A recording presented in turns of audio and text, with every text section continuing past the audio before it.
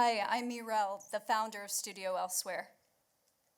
We're a creative studio transforming spaces into imaginative experiences that advance human resilience. I can't imagine that anyone here looks forward to the hospital experience. We arrive at our most vulnerable and yet still have to battle our environment. The draining noise pollution, the sterile walls that evoke food decay, the aseptic smell everywhere. But what if these environments supported our resilience instead of working against it? I've spent my career designing environments that transport us elsewhere, where we may be indoors but can feel connected to the democratic awe and beauty of the natural world, where we can find unexpected moments that nourish our senses and deepen in-person connection. That's because I've spent my career in video games. So I formed a hybrid practice infusing physical environments with the imaginative qualities of the virtual world. And when a medical condition left me disabled at age 30, bouncing between hospitals, I found imagination was the one thing strong enough to combat isolation, loss, and physical pain. During my rehab, I stopped dreaming about elevating the esports experience for gamers, and instead, how I could elevate the aging experience across generations. That's why I founded Studio Elsewhere, to bring multisensory, regenerative design to people and places where it could have transformational impact. My work has 3 goals: to inspire, to heal, and connect, in somewhat of that order. For my first project, I didn't focus on a space for thousands of people. Instead, I focused on just one.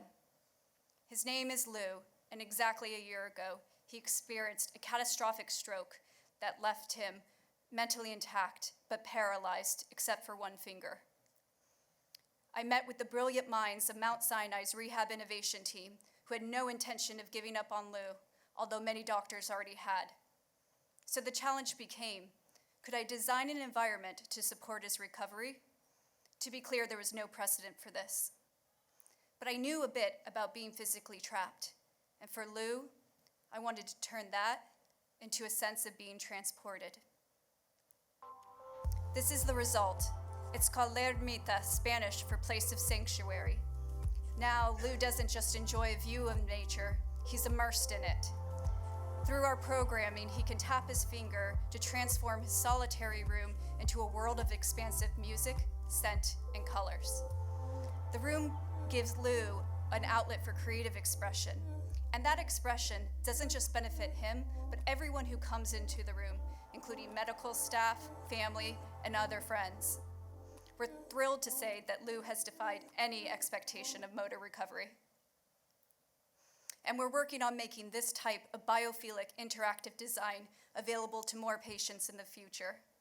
I'm happy to share that we're designing a new experience for children with paralysis at Mount Sinai Union Square later this year. Our vision for a better future in healthcare brings together both artists and scientists together at the same table. That's why I'm honored to be working with Dr. Helen Mayberg, a visionary neurologist.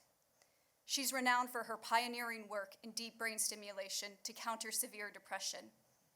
We met 6 months ago to reimagine what a neurological laboratory for patients and researchers could be. We're in the design phase now and installing this spring at the Icahn School of Medicine at Mount Sinai West. The lab will be a fully immersive, interactive environment bridging biophilic design, interactive technology, and biometric data capture.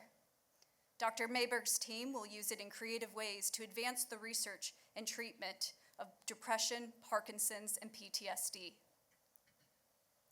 My ultimate goal is to shift the whole idea of care into a more generative, creative place.